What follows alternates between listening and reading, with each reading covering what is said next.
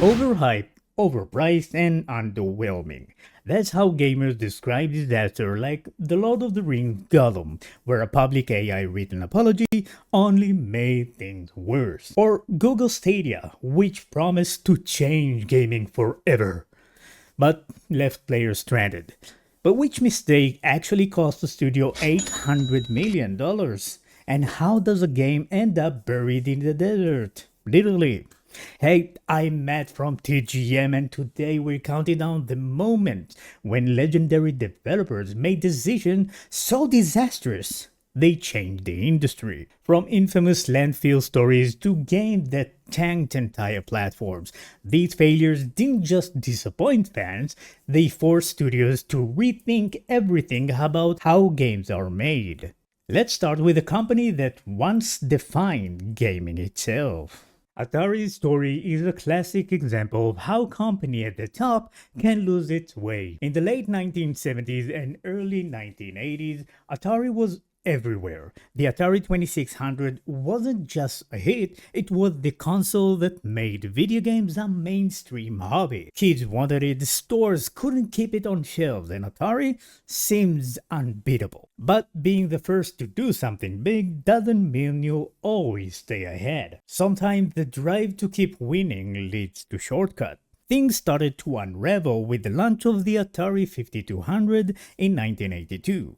This was supposed to be Atari's next big leap, but it didn't work out that way. The 5200 wasn't compatible with the huge library of 2600 games, so anyone upgrading had to buy a whole new cartridges. That was a tough sell for families who'd already spent money on the old system. On top of that, the 5200's controllers were known for breaking down quickly, frustrating players who just wanted to play their games. But the biggest misstep came with a single game. In July 1982, Atari landed a deal to make a video game based on E.T. the Extraterrestrial, which was one of the biggest movies ever at the time. The catch? Atari gave Howard Scott Warshaw, the programmer, only 5 weeks to design, develop, and finish the entire game so it could hit shelves for the holiday season. That's almost unheard of, even for the early days of gaming. Most games took months to make, but Atari was determined to cash in on the movie's popularity no matter what it took. Who could forget those frustrating pits where E.T. just kept falling in? The result was a game that became infamous. Players took control of E.T., wandering around confusing environments, falling into pits, and struggling with strange mechanics. The most notorious part was those pits. E.T. would fall in and player had to levitate out, sometimes over and over again. The gameplay was so frustrating and unclear that most people gave up. Word spread fast that the game wasn't just bad, it was nearly unplayable. Atari had huge expectation for E.T. They ordered 5 million copies, thinking the game would fly off shelves like the movie tickets had. But only about 1.5 million copies actually sold, leaving roughly 3.5 million unsold cartridges sitting in a warehouse. Stores started sending them back, and Atari was left with a mountain of unwanted games. The scale of the flop was massive, and it hit the company's finances hard. So what did Atari do with all those unsold games? In 1983, the company infamously buried around 800,000 unsold cartridges, mostly E.T. and other failed titles, in a landfill in Alamogordo, New Mexico. Hope that I pronounced it right. For years, people thought it was just a rumor, but in 2014, a team actually dug up the site and found the buried games, confirming the story. That landfill became a symbol of how quickly things had gone wrong for Atari and for the whole industry. The damage didn't stop with Atari. The failure of the 5200 and the disaster of E.T. shook the entire video game market. Retailers grew wary of stocking new games, and customers started to lose trust in the industry. By 1983, the video game market crashed. Sales dropped from billions to just a fraction of what they have been, and a lot of companies couldn't keep their doors open. Atari, one the leader, had to sell off its console business just to survive. What really brought Atari down was its own overconfidence. The company rushed products out the door, skipped quality checks, and ignored what players actually wanted. Instead of building on their early success, they tried to force the next big thing without making sure it was any good. It's a warning for any company that thinks it can't fail. Could this happen again in today's gaming world? Probably more than you think. But as history shows, even the biggest names in gaming can repeat old mistakes. Some companies, like Sony, have managed to stumble, sometimes more than once, despite their past successes. So how does a powerhouse in the industry end up facing the same kind of backlash Atari did decades earlier? Sony's PlayStation brand has a reputation for shaping the gaming landscape, with consoles like PlayStation 2 breaking records, and iconic titles like Final Fantasy VII and Uncharted defining whole generations. But even industry leaders can misjudge the market, and Sony's track record isn't spotless. Two of its most high-profile missteps came with the PlayStation Vita and the PlayStation Classic.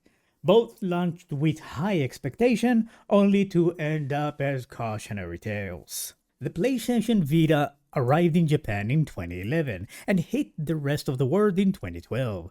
Sony pitched it as the next evolution of handheld gaming. Console's quality graphics, dual analog sticks, a rear touchpad, and a strong lineup of launch games like Uncharted, Golden Abyss. Early reviews were optimistic and analysis predicted a major hit. For a brief moment, it looked like Sony had the future of portable gaming in its hand. But reality set in fast. Sales plunged 78% by Christmas week, an immediate sign of the smartphone's shift. People were getting used to gaming on their phone, and Nintendo 3DS was already pulling ahead with exclusive franchises like Pokemon and Mario Kart. The Vita's proprietary memory cards were expensive, making it a tough sell for anyone used to cheaper options. Sony's strategies didn't match the way people actually wanted to play games on the go. Support for the Vita faded almost as quickly. After launch, Sony's own first-party games slowed to a trickle, and third-party developers started to walk away. A core group of fans stuck with the Vita, especially for indie titles and niche genres, but mainstream interest never materialized. In the end, less than 15 million Vitas were sold worldwide before Sony discontinued the handheld in 2019. What started as an ambitious leap landed as a quiet exit from the portable markets. Then came in the PlayStation Classic in December 2018.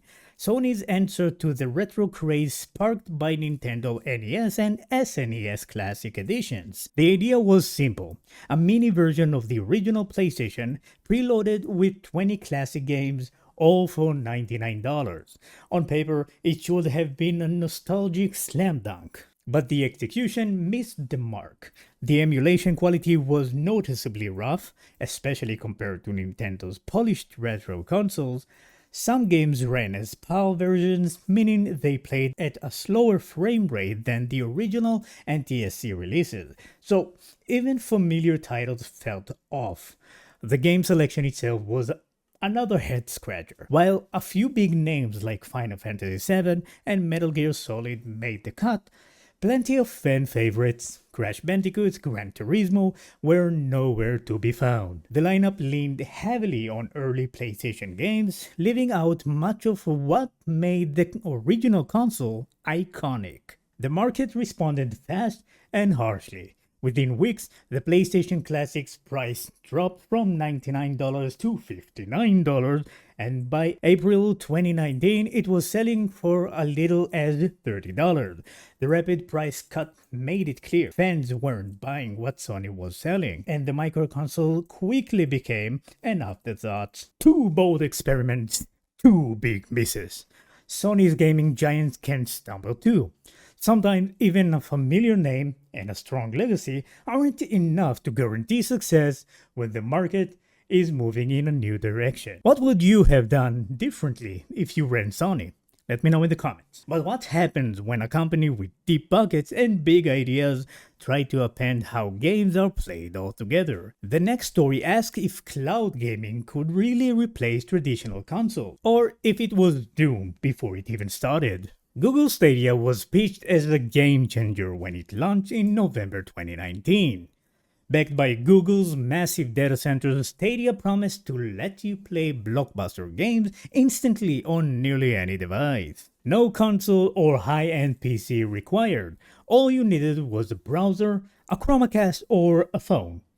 It sounded like the next logical step for gaming, and with Google's resources, expectations ran high. But right out of the gate, Stadia's business model raised eyebrows. Unlike competing services that bundle games for a monthly fee, Stadia forced users to buy each title at full price, even if they already owned it elsewhere. The $10 Stadia Pro subscription only unlocked a handful of free games and allowed for 4K streaming, but the core experience still meant shelling out $60 for a game locked to Google servers. This approach felt disconnected from how players were used to access games, especially with options like Game Pass and GeForce now offering bigger libraries for less hassle. Many gamers question why they should repurchase games just to play them on Stadia. Technical issues didn't help. Stadia's pitch was all about smooth, lag-free gaming powered by Google's infrastructure.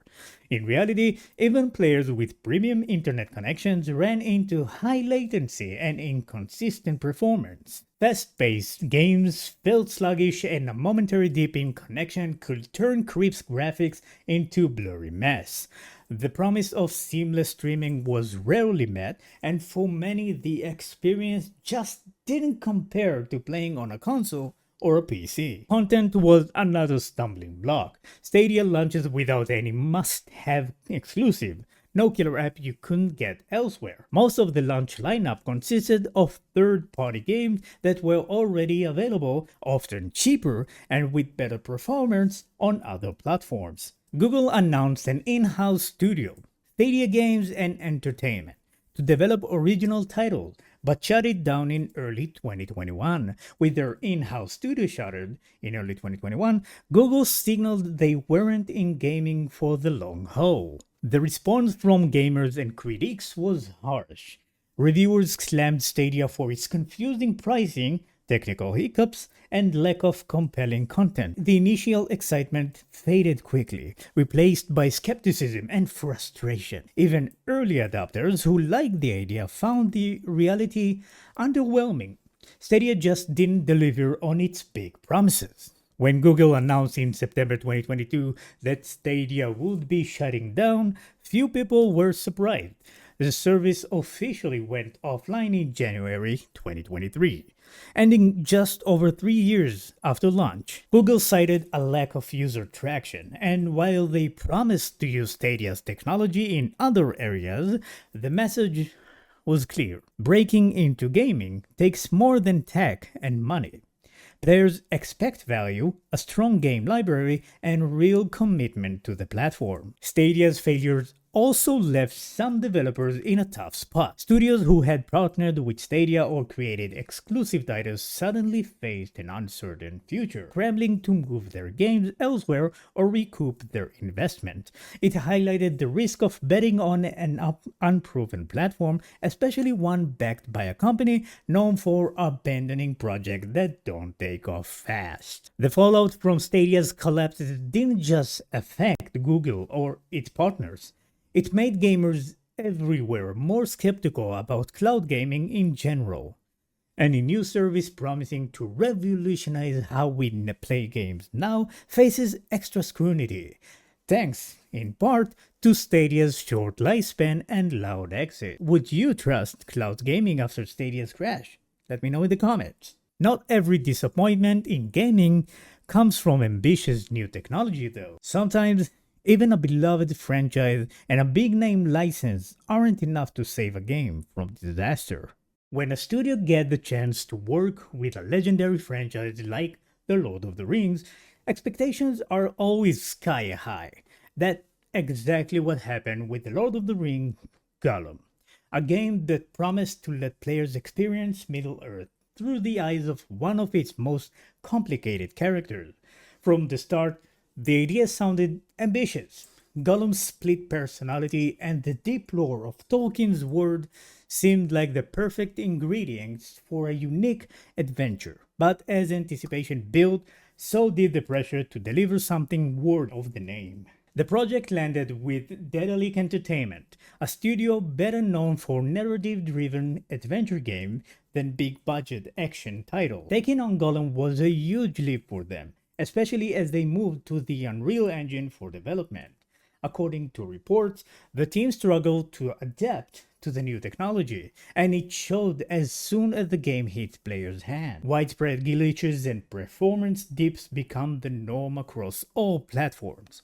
Frame rates dropped, visual glitched, and the overall experience felt unfinished. These technical problems made it hard for anyone to get lost in Middle-earth, no matter how much they wanted to. Ever struggled sneaking as Gollum? That was the game's core frustration. But the real trouble started with the gameplay. Gollum was pitched as a stealth action game, but the stealth mechanics felt clunky and underdeveloped. Sneaking past orcs and other enemies should have been tense and creative, but most encounters boiled down to awkward trial and error. The controls made even simple tasks feel like a chore, and the excitement of outsmarting foes quickly faded into frustration. Instead of feeling like a clever survivor, players were left wrestling with a system that never quite worked as intended. If anything could have saved the game, it might have been the story. Tolkien's Gollum is one of literature's most memorable characters, a tragic figure torn between obsession and the last shreds of his old self. Smeagol.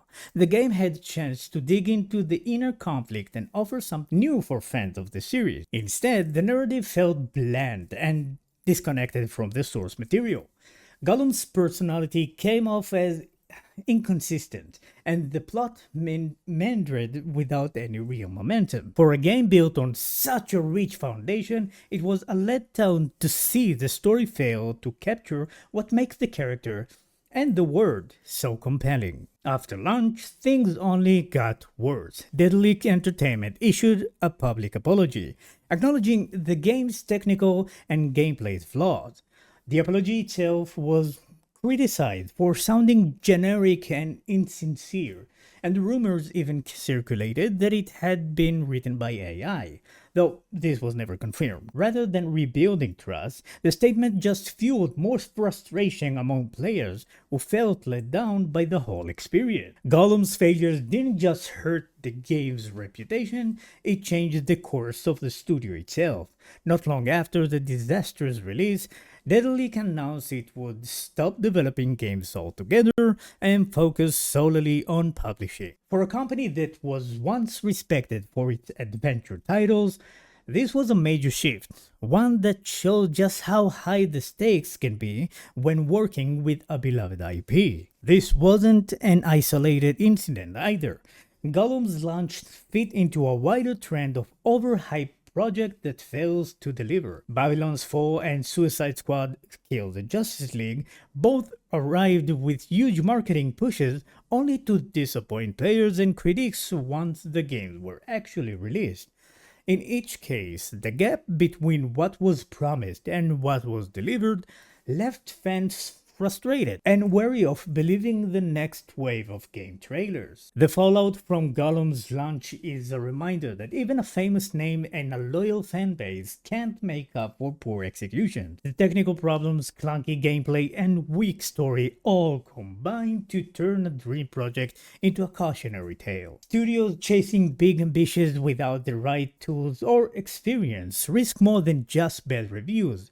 They can lose the trust of their audience and, in some cases, their future in game development. Is this the price of overhype in gaming? These stories keep piling up, and each one chips away at the confidence players have in the industry. It raises a tough question. Are these failures just bumps in the road, or are they signs that something bigger needs to change? What do you think? Safe bets or creative risks? Let me know. You know where. These stories show how even the most established names in gaming can miss the mark. From shortcuts to poor promises, these disasters remind us that gamers reward quality and accountability. Developers now face more pressure than ever to prioritize testing, communicating openly, and fix problems quickly. Just look how Fallout 76 had to rebuild its reputation after launch. As studios aim higher, they'll need to avoid Atari's and Sony's mistakes if they want players on their side. Which failures surprised you most? Let me know in the comments. Thanks for watching and leave a like, subscribe for more deep dives into gaming biggest wins and losses. Thank you for watching up until now. If you like this video, leave a like, subscribe, leave a comment. And don't forget, enjoy your games.